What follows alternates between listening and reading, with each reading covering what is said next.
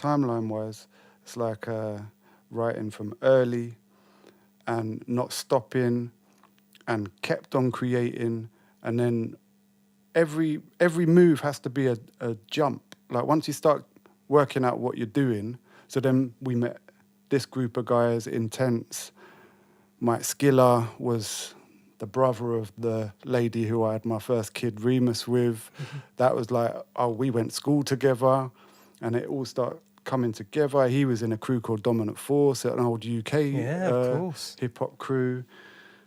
But then you have to start joining the dots. Met Skinny Man, met Mongo on different things. All came together. They were Mud. Chester joined Mud. We were Berry Crew, Finn's Berry Park, Highbury, Cannon Berry. So those areas joined up Berry Crew. We weren't from Berry.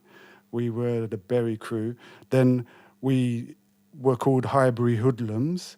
Then we put on a night alongside Skinny Man, who's Mud family, and called it Mudlums, Hoodlums, and Mudlums. That's where it comes from, guys. Yeah, Mudlums became our night.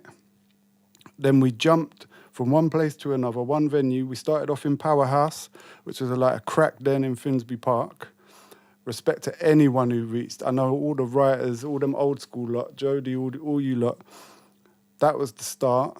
Then the word spread all around North London. This is some legacy shit right here, man. Yeah, spread out. Then we moved to WKD, done some over there. Then we did some Dingwalls. Then we did Jazz Cafe, right? And what we did is, because we were bandits, we went and burst into a couple offices of different magazines, unwelcome, not invited. And we had the Touch editor, I think, the Touch magazine. Remember that magazine? Yeah, of course, Is it still going? I don't think so. So I think it was the editor of Touch magazine, but one of our crew kind of mafiosoed the guy into doing all our ads for free and sponsoring us. Fucking guy. Yeah, but that's the way we moved, right? Yeah. So it was like, it was all or nothing. Yeah, you literally hijacked things. A lot of the other guys, the other MCs and the other people, Respect Johnsy D, Apricot Jam, Oh, yeah. they hated us with a passion. Because you would go in hard and not... We're going think hard, twice. we wouldn't pay, we'd burst the back doors. If you were coming into North... This is fucking true, right? by the way. If you were coming into North and putting on a gig, we'd be in there and you know we didn't pay. And you know full well they're in there, they would create... We'd be getting on havoc. the mic, we'd be getting in trouble, and we did get in trouble and it got serious. In some parts of the journey, people got injured and wounded, and from our side, and that's when you kind of wake up and you start saying, oh, it's actually quite serious, because what you don't realise when you're younger is that it's people's livelihood. I mean, we weren't thinking like that. So I know I personally have made amends with all them good fellows who are now amazing people in the industry. Like I said, John Z, DJ Business, DJ Pogo, 279, all the people, even Tim Westwood, all them people who've crossed our paths, and we've had indifferences, yeah. and stickers as well. You guys had, I mean, I the swear... sticker team, yeah. I swear to God, like, there's probably stickers still up now. You guys bombed it. Listen, they removed a bus stop. I can't remember exactly who it was, but it would have been a load of our team when we were doing stickering for some EP. I think it was a 12-inch or something. we were doing it for companies because we were so prolific. The Don't Panic kind of street team thing. No, it was a big record label. Really? Yeah, so we started hitting like on a much bigger scale. There was other teams as well at that time. Crazy Ballheads, I remember, who I met. Still know some of them now, but some of our lot had done a bus stop and literally wallpapered the bus stop. I think I remember this. And they removed the actual physical structure of it, not the little pole, the bus stop. Yeah. So, I mean, but that was all fun. But that's the learning.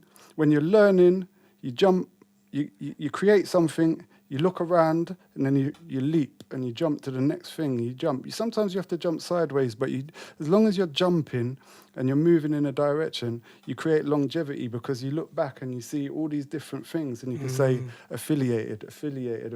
You can't talk about It's a family tree. You can't talk kung fu without talking task force. No, at all. But it wasn't a task force night. No. But you can't mention kung fu without our name. Without question. And similar to, like, if you're going to talk about UK hip-hop, any of the magazines, any of the radio shows, and you ain't mentioned us, then you're not doing your we education. obviously had some altercation. Yeah. You obviously was the editor of a magazine, and we threw you down the stairs. Notoriety is also key. You can't be friends with everyone all the time. It doesn't work. No, but Not all the time. At this age, at my age now, I strive to, if I can't be friends or, then at least we're civil. There's absolute no reason for me to disagree with someone to the point of being like kicking off. What happened to Berry Crew? Like, and I'd say that broadly, but more specifically, what happened to Intense? Was one hell of a character in the crew. More of a hype man then. His name is the person. His name Intense. But before he was Intense, he was Intense Whisper, which I always like. I like that a lot because that's great. Very suggestive. In my ear, that's like, I like that. He was also, before that, he was Violent V. Whoa, shit. Yeah. So, but Intense, he was my best pal. When I met Intense in the first year of secondary school. I went to secondary school, Highbury Grove, boys' school at the time. Hard as nails school. Like if you're coming up the hard way, that was Highbury Grove. Wow. Because it was tough. Yeah. It was tough. Give me some examples. Well, Highbury is an odd area. Highbury, Canonbury, Islington. It's an odd area because you're surrounded by notoriously racist areas, at least historically. So you had the Marquess Estate, right, which is a huge sprawling estate, new modern build estate, which was just full of racist families, old school racists. Okay. And then then on the other side of Essex Road, you had Packetton Estate, another white racist estate, and you had Barnesbury, again another quite racist white estate, white area, right? And then on the other side of us, you had Newton Green and you had Stoke Newton, which is predominantly, historically, before they turned it into a village, was a Black Caribbean area, Hackney, going off into Hackney. So we were like a safe haven. So you had a lot of people who came to chill. And that's where the melting pot, and maybe that's why it's such a musical place, because people came there and the vibe went down. But our school was that. Our school was divided into the kids who obviously came from the white areas and the kids that came from the black areas. And there was that divide. And you could feel it. Oh, you not only feel it, but it was ever present. You had the Black Hill, you had the Black Slope, yeah, you had the Black Army, and then you had all the white Nittos and whatnot. Wow! And it would kick off. It was like that. What year was this then? So we're talking 86, 87, that time. Yeah, I suppose. Yeah, it was so you were young. The second half of the 80s. Yeah. But anyone who went to school knows that's pretty much what it was anyway. But what was particularly interesting about my school is that it was in the middle. Like if you went to Islington Green, that's right near the white estates. So it was much more, at least less mixed. Our school, it was just mixed. Yeah. So it was kicking off left, right and centre. But at the same time, there was good mix going down because it was like you had all sorts of elements going on. But so where there's all this music, like so we had Wookiee going to our school. The Cool FM was around those areas as well, wasn't it? The pirate station. I mean, FM around a lot of the stuff that was going on. North had a lot of music going on, but drum bass. yeah, like I say, the Chews. Mm. So Leon Chew, he just passed away. Oh. He was in my brother's year. You had Wookie, you got DJ Spoonie. Yeah. Like you got a whole heap of these different people who came from our school.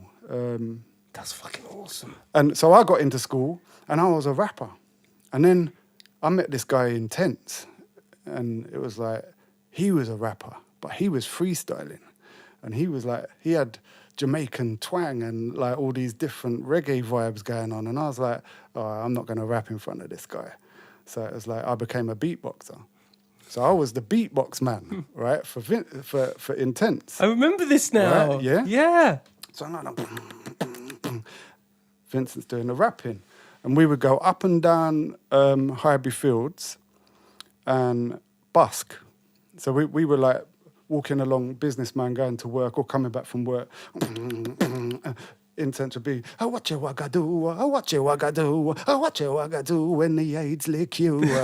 Like 13-year-olds just bopping up, riding rhythms, like going up and down. It's like, cool, come back, getting the little 10 pence, 20 pence, 30 pence.